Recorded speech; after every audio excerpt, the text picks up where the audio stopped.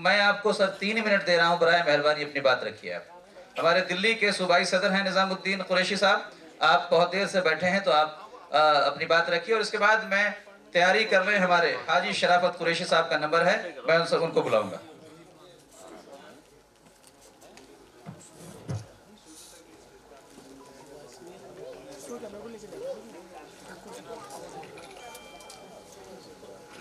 अस्सलामु अलैकुम व रहमतुल्लाहि व बरकातुहू। यूसुफ साहब, आपका बहुत बहुत शुक्रिया कि आपने मुझे थोड़ा टाइम दिया। इंशाअल्लाह ताला आपका टाइम ज़्यादा नहीं लूँगा। मंच पर बैठे हुए हमारे सभी दीनदार हजरात, नेशनल प्रेसिडेंट जनाब सनोवर अली कुरैशी साहब, जनाब सलीम कुरैशी साहब, जनाब आसिकिन कुरैशी साहब और अन्य सभी हजरात जो यहाँ पे आए हैं दिल्ली के इस सेकंड अधिवेशन को अटेंड करने के लिए, उनका दिल्ली के प्रेसिडेंट की तरफ से मैं आपको बहुत बहुत शुक्राना अदा करता हूँ कि आप दिल्ली आए और हमको सुनने के लिए बहुत दूर दूर से, कर्नाटक से, झारखंड से, महाराष्ट्र से, मध्य प्रदेश से लोग आए हैं। तो उन सब का शुक्रिया अदा करता हूं मैं कि आप आए हो हमें सुनने के लिए, अपनी बात कहने के लिए और हमसे जुड़ने के लिए। यह आपका जज्बा है जो आप इतनी दूर के सफर करके आप आए हो।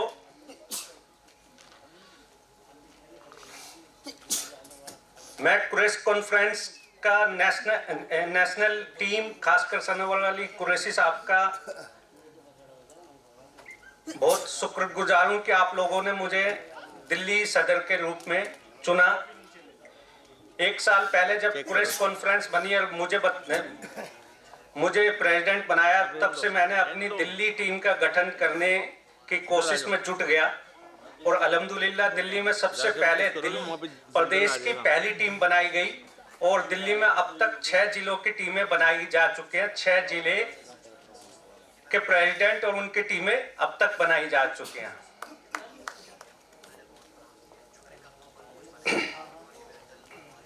अभी तक 50+ लोगों को मैं दिल्ली में टीम का हिस्सा बना चुका हूं,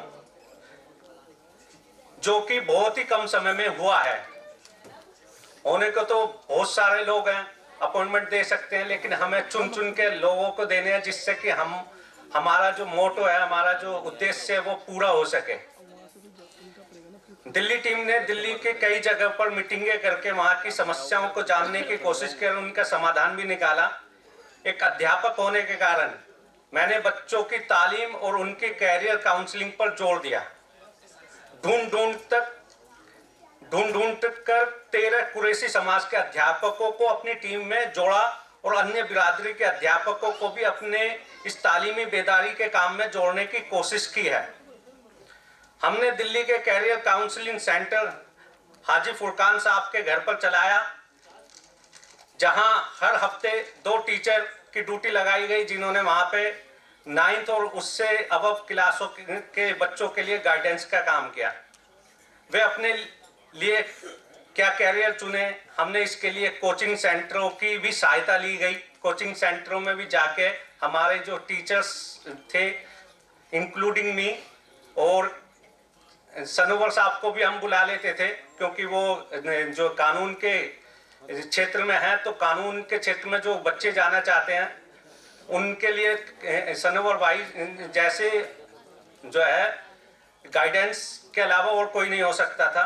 तो हम सब ने मिलके इस तरीके की कैरियर गाइडेंस सेंटर और कोचिंग सेंटर में जाकर उनका बच्चों का मार्गदर्शन किया।